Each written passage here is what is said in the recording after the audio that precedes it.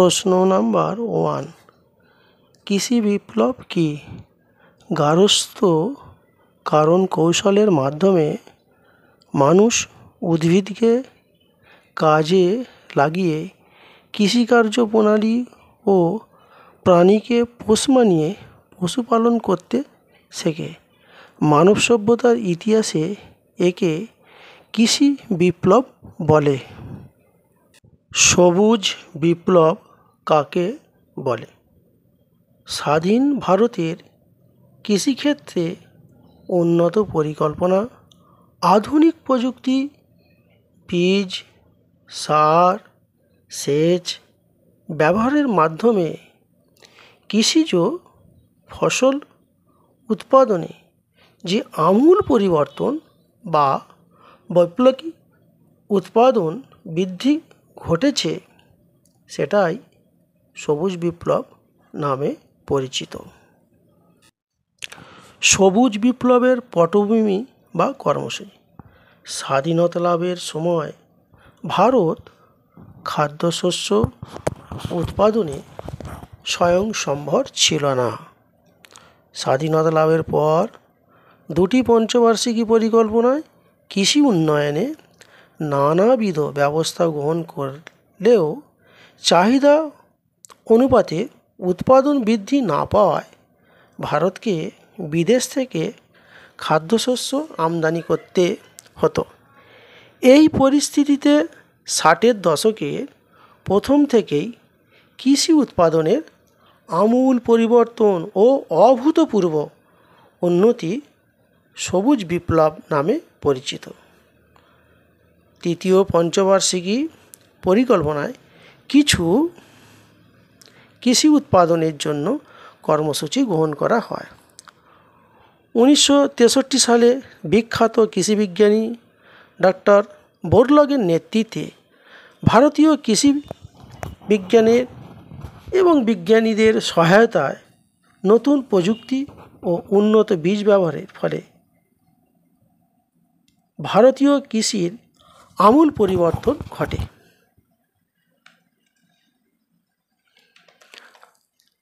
পাঞ্জাব, হরিয়ানা ও উত্তরপ্রদেশের গম চাষের মাধ্যমে এই বিপ্লব শুরু হয়।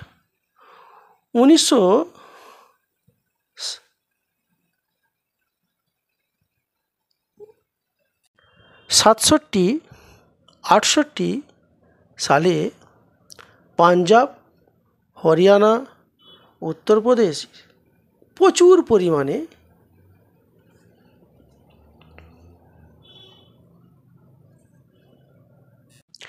মেক্সিকান গম, খর্বাকৃতি ধান উৎপাদন প্রথম সবুজ বিপ্লব সীমাবদ্ধ ছিল। সবুজ বিপ্লবের উৎপাদন পয়েন্ট, এটা হেডিং হবে। উচ্চ ফলনশীল বীজের ব্যবহার, জলসেচের ব্যবহার, উন্নত রাসায়নিক সারের ব্যবহার, কীটনাশকের ব্যবহার, কৃষিযোগ্য ভূমির পরিমাণ বৃদ্ধি, ভূমি সংস্কার, উন্নত কৃষি যন্ত্রপাতির প্রচলন, কৃষিতে ঋণদান, গ্রামীণ বৈদ্যুতিকরণ ও গ্রামীণ পরিবহন ব্যবস্থার উন্নতি, তৎসহ উন্নত গবেষণার দ্বারা বিজ্ঞানসম্মত পদ্ধতিতে কৃষি গবেষণা করা। সুফল, হেডিং হবে অনুকূল প্রভাব। সবুজ বিপ্লবের ফলে ভারতের খাদ্যশস্য ধান ও গমের উৎপাদন বৃদ্ধি পাওয়ার সাফল্যের জন্য একে সবুজ বিপ্লব নামে আখ্যা দেওয়া হয়। হেডিং করো, খাদ্যশস্য উৎপাদনের স্বয়ংসম্বরতা অর্জন।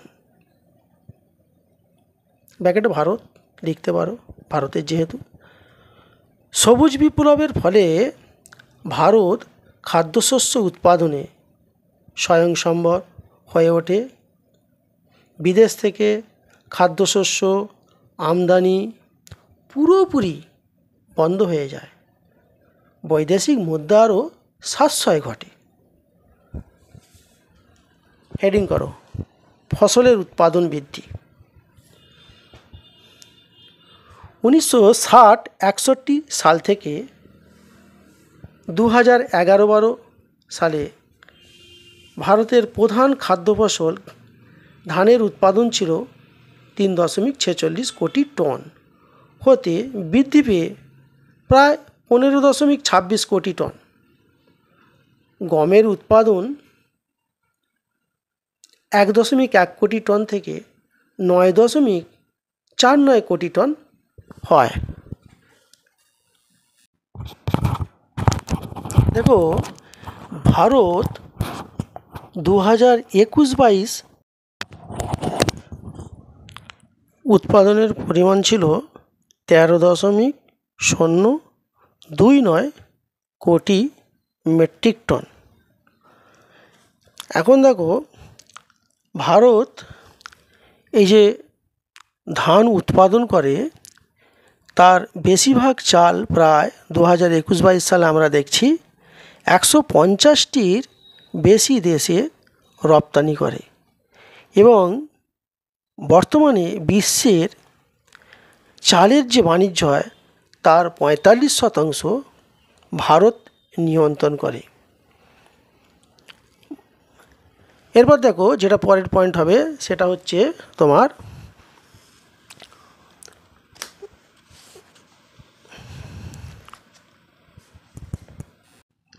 হ্যাঁ, এখানে একটু বলে রাখি তোমাদের, গমের কথাটা বলা হয়নি। গম উৎপাদনে আমরা দেখতে পাচ্ছি 21-22 সালে প্রায় 10.68 কোটি মেট্রিক টন উৎপাদন করেছে। তাহলে এর যে পরের পয়েন্ট হবে কৃষকের সমৃদ্ধি, অর্থাৎ কৃষি জমির উৎপাদন বৃদ্ধি পাওয়ায় কৃষকের আর্থসামাজিক অবস্থার উন্নতি ঘটে।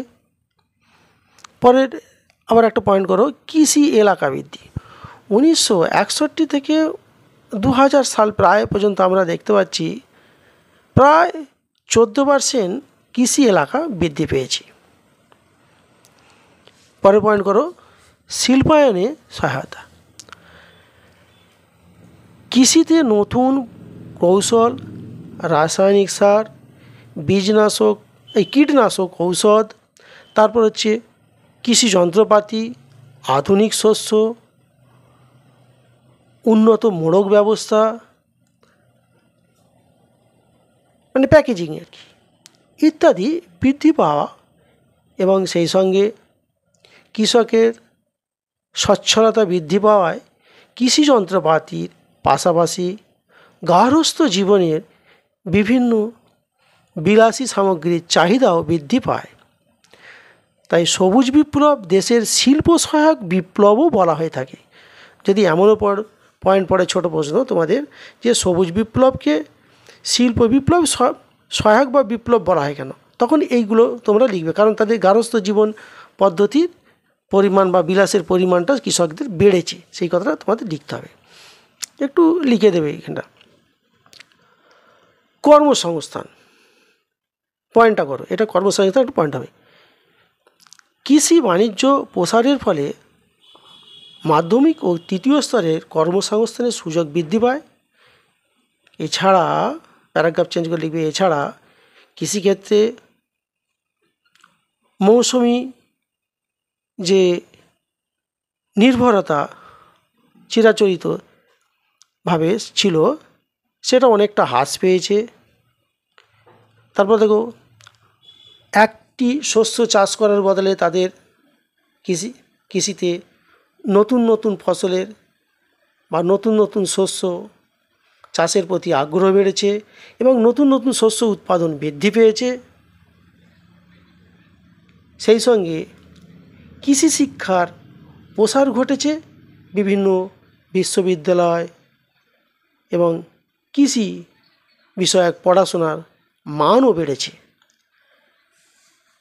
বাজারমুখী পুঁজিবাদী কৃষির সৃষ্টি ইত্যাদিও ঘটেছে। এখন আমরা এই যে কৃষি যে বিপ্লব, সেই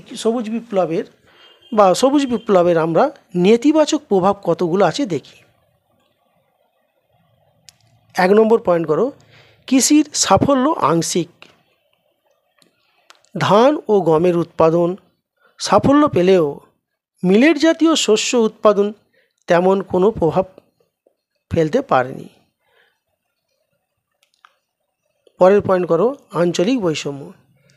এই সাফল্য কেবলমাত্র উত্তর পশ্চিম ভারতে হলেও বিহার, মরু সংলগ্ন রাজস্থান, আসাম, উড়িষ্যায় প্রভাব খুব কম দেখা যায়। আয়ের বৈষম্য লক্ষ্য করা যায়, এটা পয়েন্ট হবে, আয়ের বৈষম্য। উত্তর পশ্চিম ভারতের কৃষকরা আর্থিক দিক থেকে উন্নতি লাভ করলেও ভারতের অন্যান্য অঞ্চলে কৃষকদের অর্থনৈতিক উন্নতি তেমন কোনো প্রভাব পড়েনি বা উন্নতি ঘটেনি। যেমনভাবে লেখো, ক্ষুদ্র ও প্রান্তিক কৃষকরা বিপ্লব থেকে পুরোপুরি বঞ্চিত হয়েছে, এটা মনে রেখে দেবে। কর্মসংস্থানের মন্দা। কৃষি যান্ত্রিকরণের ফলে আমরা দেখছি যে শ্রম উদ্বৃত্ত হয়, ফলে কর্মসংস্থানে মন্দা এসেছে। পরে পয়েন্ট করবে ভূমি সংস্কার। আধুনিকভাবে তেমন ভূমি সংস্কার বৃদ্ধি পায়নি, ফলে কৃষি জমির পরিমাণ বৃদ্ধি পায়নি। পরে পয়েন্ট করবে পরিবেশ বান্ধব নয়। অতিরিক্ত রাসায়নিক সার ও জলসেচের ব্যবহারের ফলে জমির উর্বরতা যে বৃদ্ধি পাওয়া, সেটা কিন্তু একেবারেই নয়, সেটা লবণতা বৃদ্ধি পেয়েছে। তাহলে অতিরিক্ত রাসায়নিক সার জলসেচের ফলে জমির লবণতা বৃদ্ধি পেয়েছে, সেই সঙ্গে মৃত্তিকা ক্ষয়ও বৃদ্ধি পেয়েছে। ফলে জীবন বৈচিত্র্য, বা আমরা বলতে পারি যে আমাদের টোটাল পৃথিবীর যে জীব বৈচিত্র্য, সেরকম ভারতের যে জীব বৈচিত্র্য, সেই জীব বৈচিত্র্যের একটা বাস্তুতান্ত্রিক পরিবেশ নষ্ট হয়েছে। তাহলে এখানটা কীরকম লিখবে যে অতিরিক্ত রাসায়নিক সার ও জলসেচের ব্যবহারের ফলে জমির লবণতা বৃদ্ধি, মৃত্তিকা ক্ষয় বৃদ্ধি পেয়েছে, ফলে জীব বৈচিত্র্য সহ বাস্তুতান্ত্রিক পরিবেশ নষ্ট হয়েছে। এসো এবার উপসংহার বলে একটু লিখি কি কি লেখা যায়। আমরা যদি দেখি 1960 থেকে 61 সাল, তারপর 2011-12 সালে খাদ্যশস্যের উৎপাদন 8.2 কোটি থেকে 25.64 কোটি টন পৌঁছায়। তাহলে ভারত 21-22 সালে 31.56 কোটি টন খাদ্যদ্রব্য উৎপাদন বা খাদ্যশস্য উৎপাদন করে। তাহলে দেখো, এই যে তোমার হচ্ছে ধারায় অনুপ্রাণিত হয়ে, বিপ্লবে অনুপ্রাণিত হয়ে পরবর্তীকালে আমরা দেখেছি শ্বেত বিপ্লব, সোনালী বিপ্লব, গোল বিপ্লব, অর্থাৎ দুগ্ধ থেকে আরম্ভ করে, মৎস্য থেকে আরম্ভ করে অন্যান্য ফসল উৎপাদন অনেক বৃদ্ধি পেয়েছে। তাহলে ভারতে ধান, গমের উৎপাদন, মিলেটও যথেষ্ট উৎপাদন আরম্ভ হচ্ছে। ডাল, তৈলবীজ, সবজি বিভিন্ন ধরনের চাষ হলেও বর্তমানে কিন্তু আমরা দেখছি পশু খাদ্যের অভাব, ক্ষেত মজুরের প্রাধান্য ভারতীয় কৃষিকে বৈচিত্র্যময় করে তুলেছে। এখন দেখো, এই যে লেখাগুলো তোমরা পড়লে এ থেকে মোটামুটি আমরা কতগুলো প্রশ্ন বলতে পারি। সবুজ বিপ্লব কাকে বলে? সবুজ বিপ্লবের উৎপাদন ধারাগুলি কী কী? সবুজ বিপ্লবের সুফলগুলি আলোচনা করো। সবুজ বিপ্লবের কুফলগুলি আলোচনা করো।